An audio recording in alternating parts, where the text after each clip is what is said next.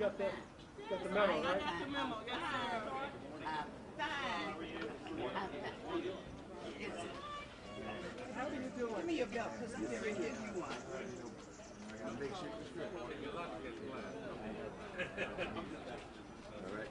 You want to sing? Thank you for asking. Kids are doing great. How are you? And didn't call me and tell me. How are you? I'm In doing well. advance, huh? What's that? Didn't call me. I found out a short time ago and I helped you out. It's okay.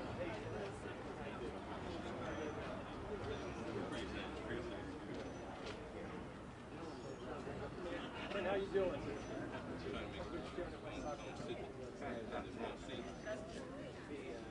it a right or wrong? No, I'm not. I'm just messing with you. I'm just messing with you. Okay. So it's got those trust. Vice Mayor is in the side seat. So here, you can sit right there. I know my role. I'm taking over. But I can pick with him, right?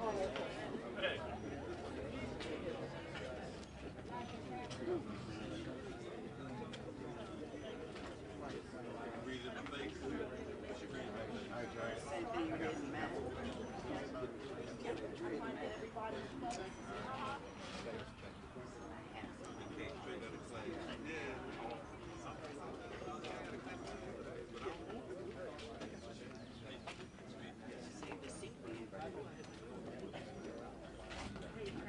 Thank you.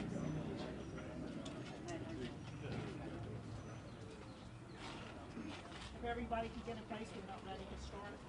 Feel free to have a seat that's empty.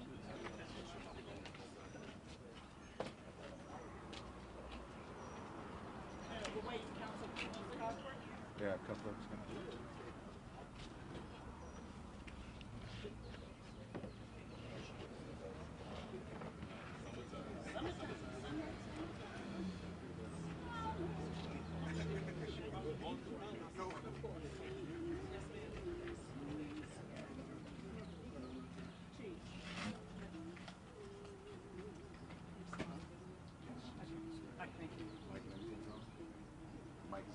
The mic is good. For the speakers, you're going to have to get a little closer to the mic. But, Testing, but, testing, 1, 2, 3. See, it gets a little bit, but that's Okay. okay. Just speak loud. Okay, gotcha. All right. I think this is Darren Hill.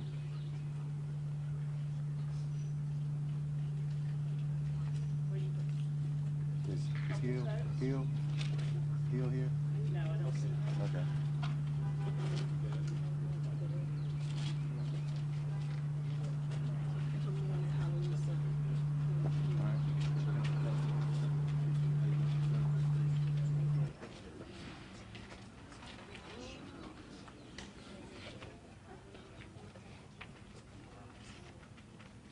Mayor, I think we're ready. All right. Everybody ready? I All think- media ready? Sean is getting in place.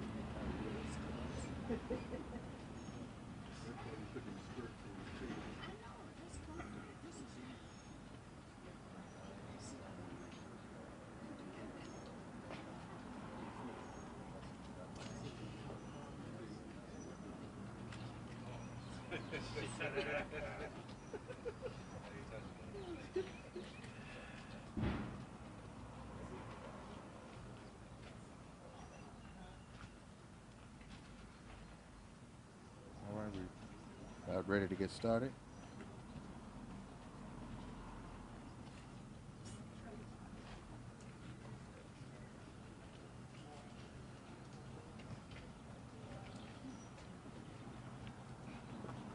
All right.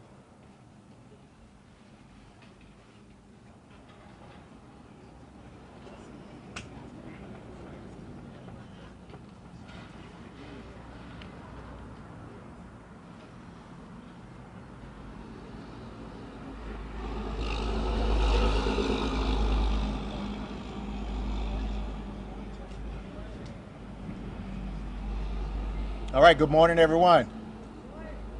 I am Mayor Sam Perry, Mayor of the City of Petersburg. I want to thank each and every one of you all for joining us here today. We are joined today by members of Petersburg City Council. I'd like to introduce our Vice Mayor Smith Lee that's here. We have Councilwoman Tresca Wilson-Smith, Councilman Charlie Cuthbert, Councilman Arnold Westbrook, Councilman W. Howard Myers. And we're also joined today by Senator Joe Morrissey. We have our Sheriff Vanessa Crawford here. Our Superintendent, Dr. Hamlin, is here. Our School Board Chair, Ken Pritchett, is here, along with Bernard Lundy, a member of our school board. And we're joined today by various members of our state police force. We thank you all for joining us. We have our city manager here. Kenneth Miller is here. Our deputy city manager, Ms.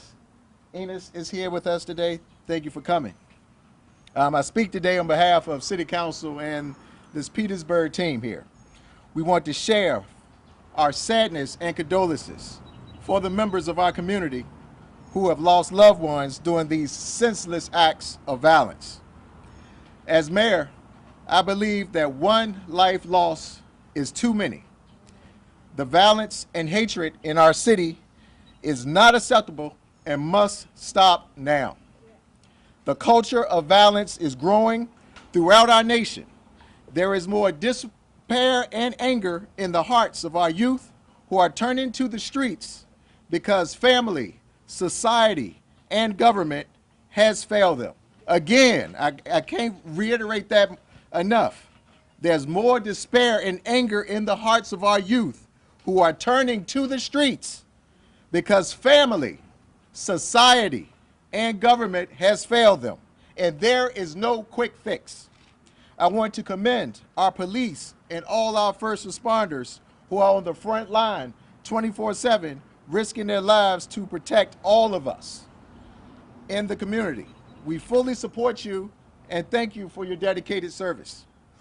We are asked what City Council and the city is doing to stop the violence in the city of Petersburg, to protect our youth, and to make our city safe and secure for all. There is no one answer. The cause of violent crime is complex and it goes beyond the streets. As we emerge from a 2-year pandemic that shut down social programs, youth activities, schools, jobs, and other critical services, it is the goal of Petersburg City Council and city leaders to restore much needed funding for these services and programs through grants and attracting new business and industry that will create better paying jobs here in our community. The city has committed millions in recovery and general funds to Parks and Recs, police, fire, and emergency services and youth programming. Petersburg has been awarded $300,000 from the state for gun violence prevention, and we have submitted additional grant applications for funding to develop long-term programs for conflict resolution, mentoring, emergency equipment, hiring additional police social workers to focus on youth and their families. Our city team is aggressively seeking millions of dollars in grant funding for the many needs here in our community. Our call to action, Petersburg, we must all work together to stop violent crime before it happens. This takes resources, awareness, and it takes a long-term commitment from all of us. Again, we must all work together. As a community, we must restore respect and value for life. There are many approaches to reducing violent crime. City Council and city leaders are here to listen to your concerns and discuss solutions as we strive to stop the violence. We encourage conversation, commitment from all of us. Once again, we support our police chief and police department here in the city of Petersburg for their dedication. Police Chief Travis Christian will now update you on new and expanded initiatives to reduce the violence here in our city. Chief?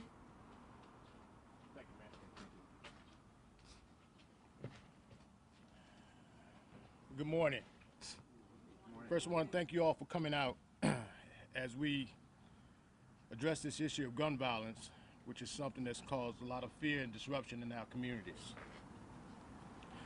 I'll start by giving you a brief overview of some numbers that some of you may or may not be aware of as it relates to our statistics for the previous year, 2021.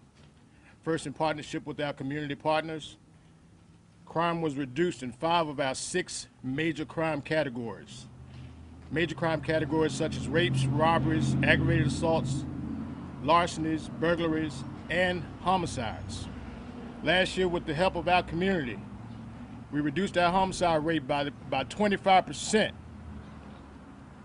Our overall solve rate was 61.1% in comparison to the national average of 62.3%.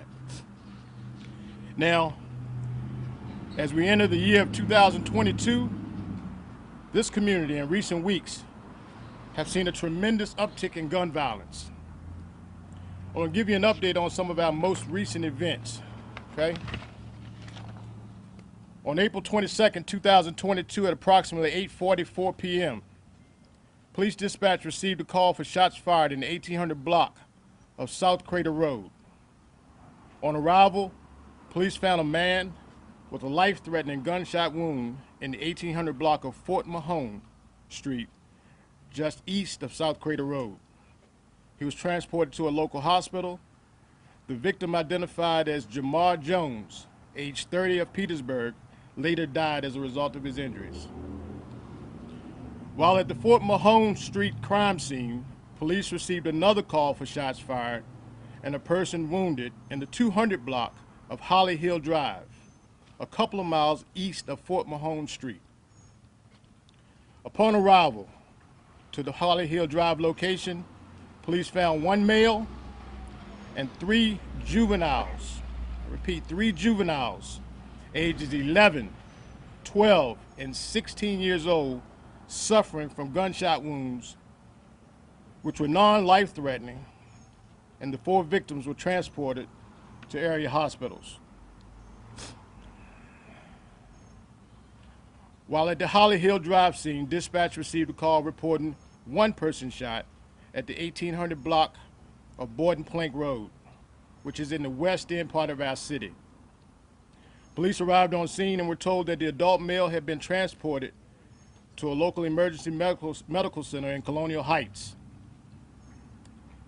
That victim was then transported to an area hospital in Richmond and is still suffering and in critical condition. The investigation of this death and multiple shootings are still underway, and at this time we have no arrest and limited information that has come forward. Limited information that has come forward. At this time, we have not confirmed if any of these shootings are connected. On April 25th, 2022, at approximately 12:27 a.m., police were dispatched to the 2700 block of South Crater Road, the Marathon gas station, for the report of a person shot in a vehicle. Officers arrived on scene and located a male victim who was later identified as Jaquan Dante Reed, age 32, of Chesterfield, deceased in a vehicle.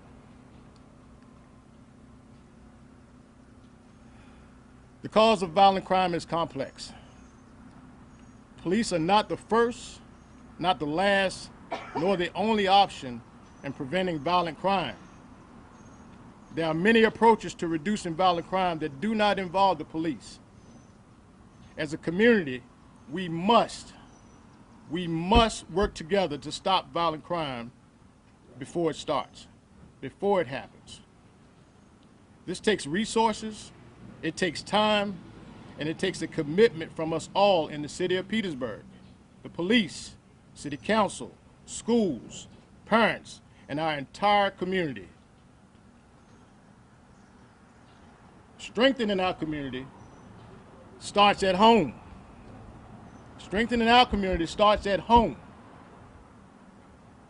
You've heard me say this often. We need parents and adults to be actively involved in the lives of your children. we need parents and adults to be actively involved in the lives of children of our community. Be mindful of your children's whereabouts. Be mindful of their social media activity. Be mindful of their friends. Have conversations with your kids. Have conversations with your kids. Know what they're doing. You know, we can point fingers all day and place blame on the police, the government, elected officials, but we all play a part in this. We all play a part in this. You know, just this year, in our high school, where our teachers and our administrators work effortlessly, hard, every single day, trying to give education and restore hope to our kids and our communities, we're faced with this coming into our school system. This is a loaded firearm that was brought into our high school by a 17-year-old. A loaded firearm this year.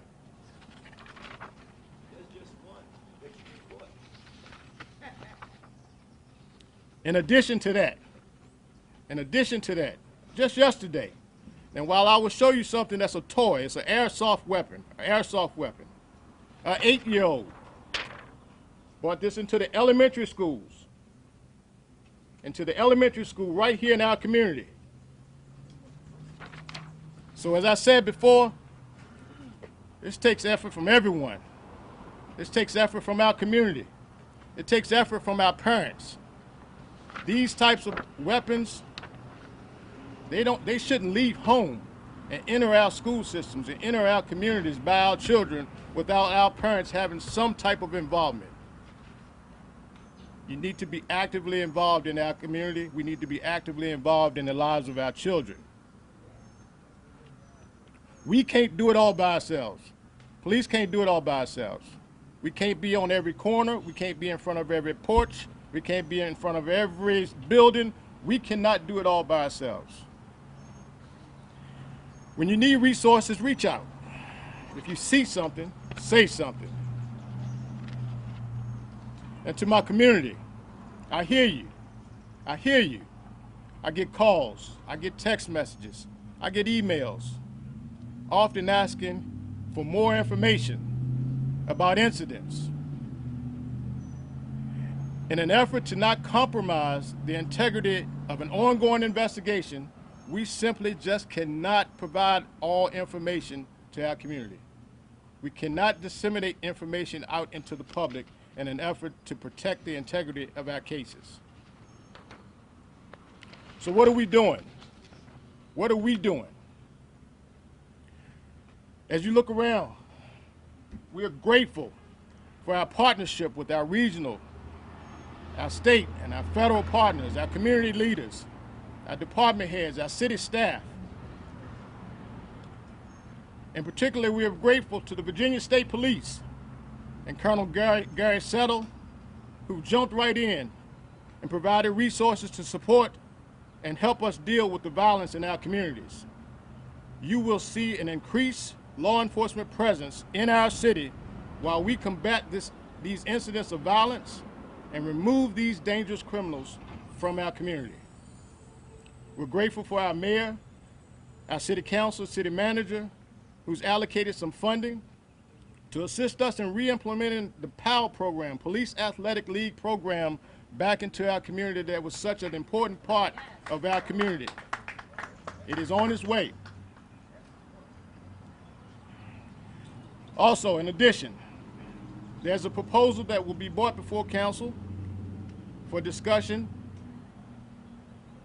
the discussion of our current curfew ordinance, which requires that those under the age of 18 be at home with a parent or guardian between the age of 8 p.m. and 5 a.m. We're looking to have that modified.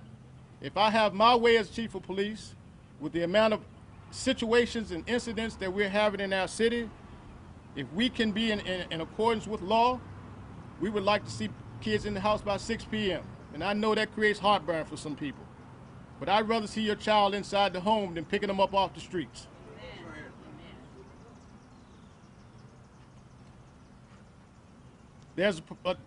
We will have a zero tolerance on crime.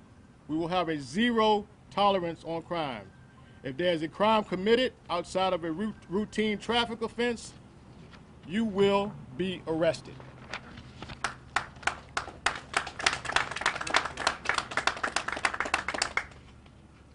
And finally, I would be remiss as the chief of police if I didn't thank the men and women of the Petersburg Bureau of Police. You know, these men and women in this department, they work hard. They work really hard to protect this community. And they don't always get the credit that they deserve, but they're out here when you're sleeping. They're out here looking for your kids sometimes in this community. They're out here doing the best that they can do to provide a service to this community. And they deserve, not me, they deserve a round of applause.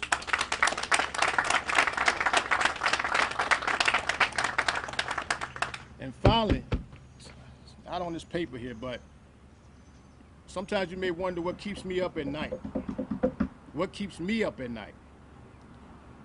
When I look out into this audience and I can see juvenile victims that stands out here with Band-Aids on their arms and injured as a result of senseless violence from cowards in our city that can't stay in their yards and can't play out in their front yards with their families and can't be a part of this community in a safe manner. That's what keeps me up at night.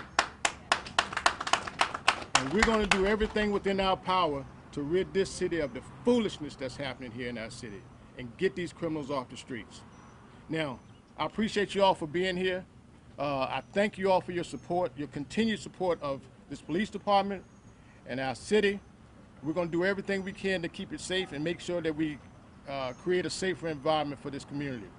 I'm thankful to our Senator Joe Morrissey, who's here, and I'll turn it over to him right now for a few remarks.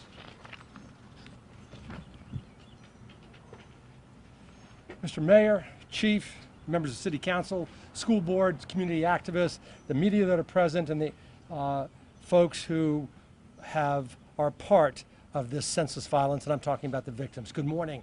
I'm the last person who will speak. I know it's hot out there. Let me share with you a couple of points. Number one, the shootings over this weekend that began at 8:44 Friday night were absolutely abhorrent. There's not a single person who received notice about this that didn't immediately think, what if those were my children, that 11-year-old, that 12-year-old, that 16-year-old that was shot, that did not have their heart torn. I got a call from the mayor, of the chief of police early Saturday morning advising me about this. I was in touch with the governor's office soon thereafter. Before I tell you about my comments with the governor's office, I want to echo the chief's comments about the tireless efforts of the Petersburg Police Department, but also the Virginia State Police. Those gentlemen are standing behind me. Those are just some of the gentlemen that are here. Others are out there at the crime scene now. There are boots on the ground, and they are going to remain here until this crime is solved.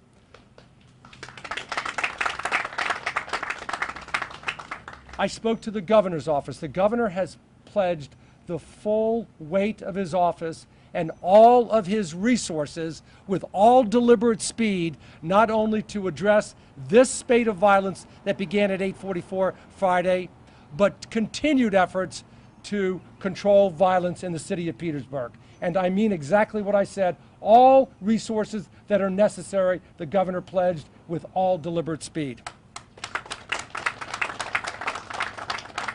I'm going to end with this. I know the citizens of Petersburg, and these are not victims out there with numbers. This is our city. These are our children. When we look at those people that were shot, they are our children. And we're not going to stop until these offenders are brought to justice. Petersburg is a resilient city. The people are what I call repeatedly, they have steely determination. They will not tolerate this or any future violence. So with that said, please take away from this, that those people that committed this senseless violence will be brought to justice. Any resources that are necessary will be used. And I don't just mean to bring them to a courtroom, but I'm talking about a police athletic league that if it was opened at 8:44 on Friday night, perhaps those victims or perhaps the offenders would have been there instead of on the streets. And that's what I'm talking about, resources. Thank you for coming here. Thank you for getting this message out. And I'll end by saying my heart, all of our collective hearts go out to the family members of those victims. Thank you.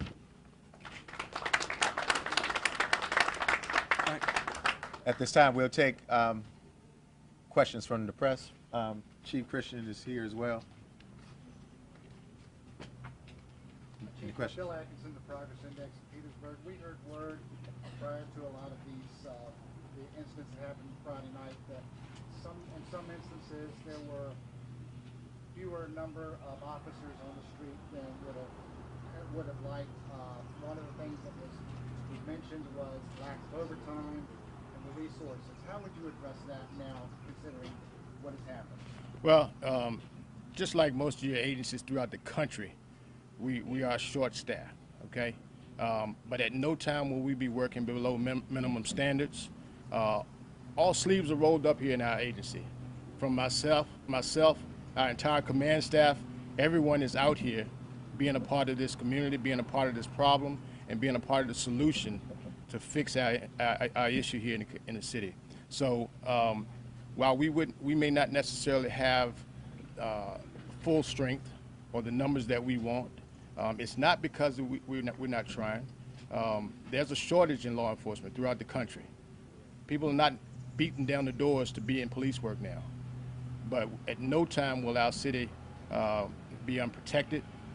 And at all times, we all, as members of this agency, will be out and be in the streets and be on the ground, responding to calls as needed.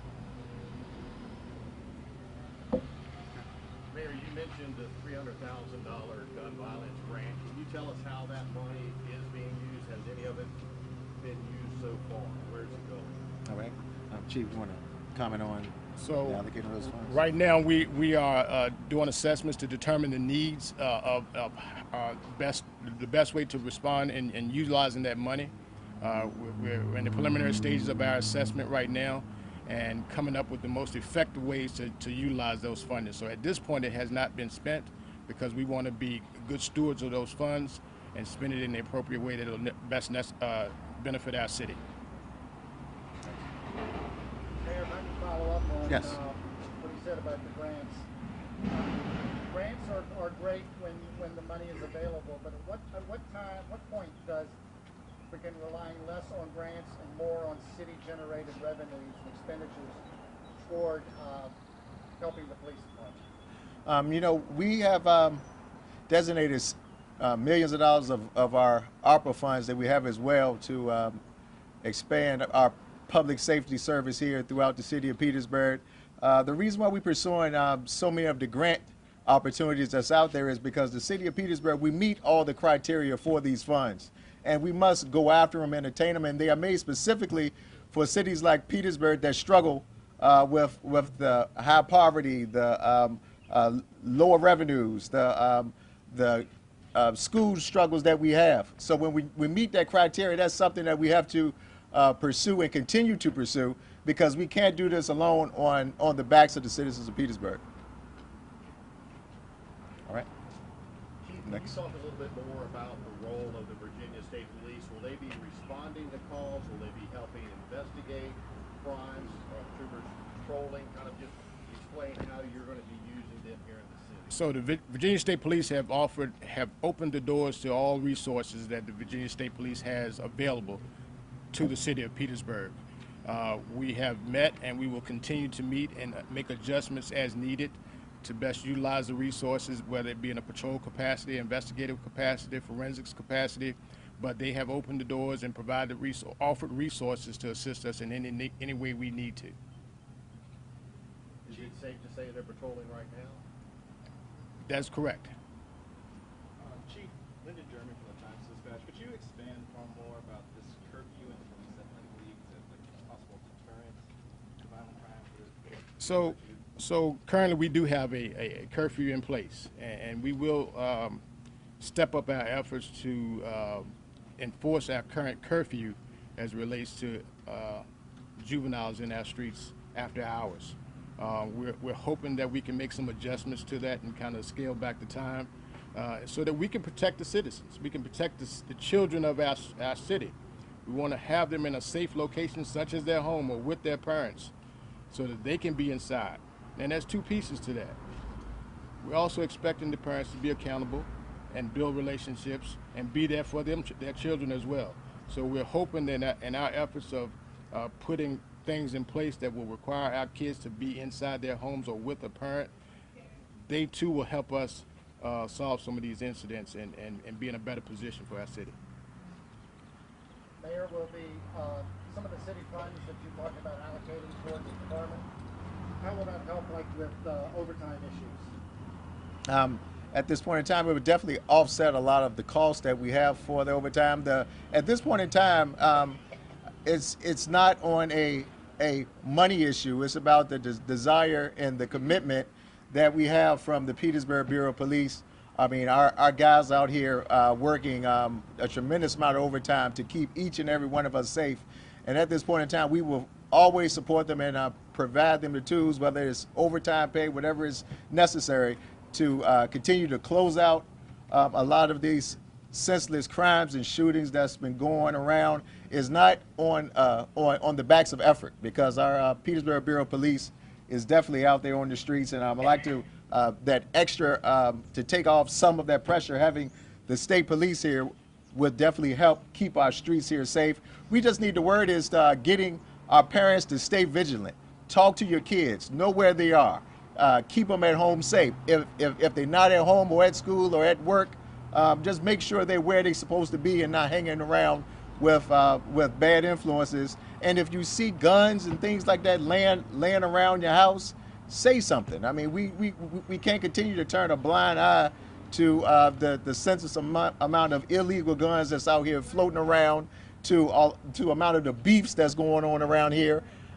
We got to do everything we can, from our faith-based community to citizens here, our families in Petersburg. It takes each and every one of us. Like I said, there's no quick fix, but we are here today to bring awareness to it and to say that, hey, the city of Petersburg has not turned a blind eye to it, and we need your help to hold each and everybody accountable here in the city of Petersburg. So I thank each and every one of you all for your support, and this is just the beginning, because this is all about planning out the future here for the city of Petersburg, and the future is not going to be a city that is plagued by gun violence. Chief, Yes. social programs and social workers are a long-term solution, but they take time to work. What can be done more immediately to address the situation?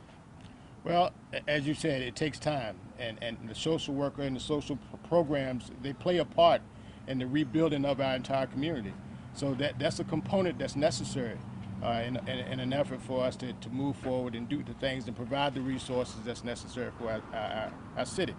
Sometimes we don't always hear about it. So by having a social worker in place and having that social component in place, that's a person who's dedicated to responding to the needs of our citizens when they're notified of it. So we have one on staff. We're looking through some grant opportunities to have to employ another one that will be specific to dealing with the needs of our juveniles here in our city. And how long would that hiring process take? Well, once we get funding in place to support that position, it's a process, a background process, and things that we have to go through to make sure that we meet the necessary qualifications, and then we'll bring someone on board. Chief, law enforcement's also a pretty competitive marketplace right now. What are we doing as a program, and are we focused on retaining these officers that are working so hard for us in the city now? So that's a good question. And as you said, it's a very competitive market right now. As I said earlier, our guys here in our city, they work hard. There are challenges sometimes as it relates to funding and staffing, and we're providing additional training. We're providing all the resources that we possibly can to retain our officers here. We're looking at ways that we can increase our salaries here for our officers, and do the necessary things that we can to retain our good employees right here in our city, instead of being a training ground and guys going elsewhere. Mr. Mayor, same question. Is that a focus of the budget cycle on the council itself? Yes, it's definitely a focus, but I just want to piggyback on that question that you gave to Chief Christian. And something that we're doing from our end is that we're getting in the schools and we're trying to recruit these young people to be part of the community, to be part of their police department, because the only way that we can solve the issues that's plaguing us is listening to our youth and providing them the opportunities to say that, yeah, you can come and work here and make a difference here in your community.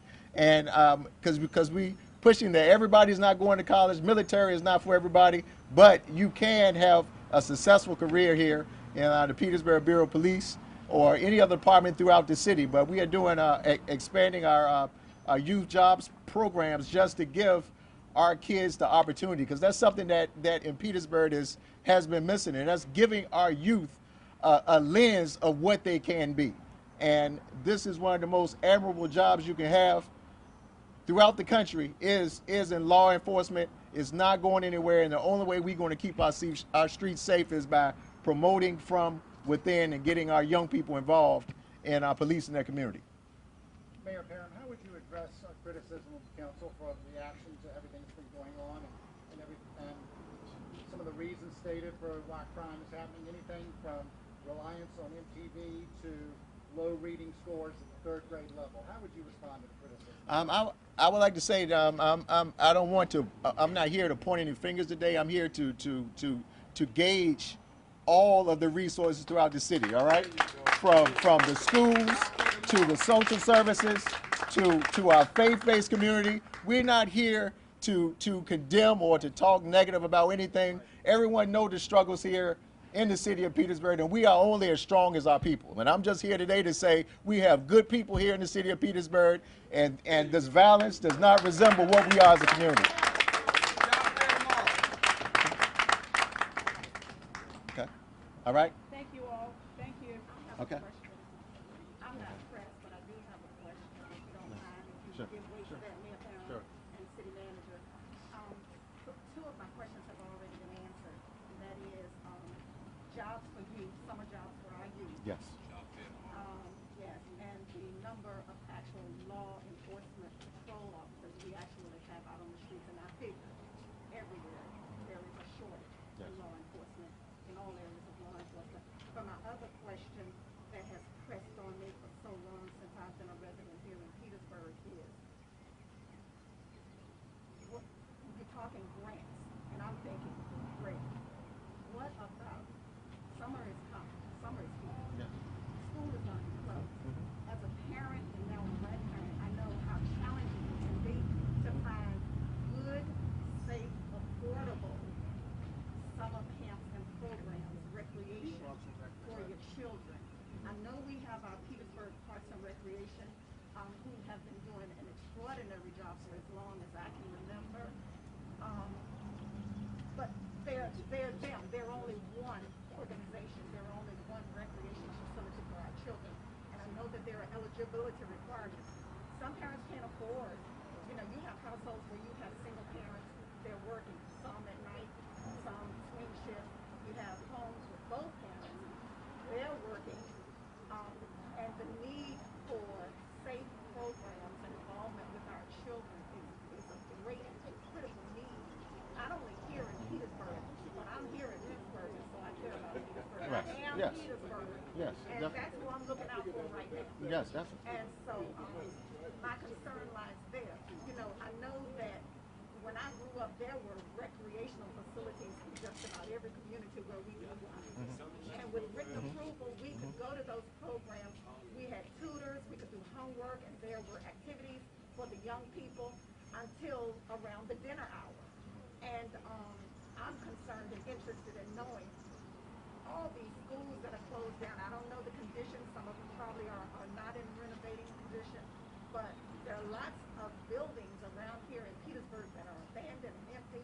I think some are city-owned. What can we do to get our children, as many of our children as possible, off the streets? Leadership programs for young people who exhibit responsible behavior. Put them in those volunteer positions within these centers and facilities so that they will feel of value and importance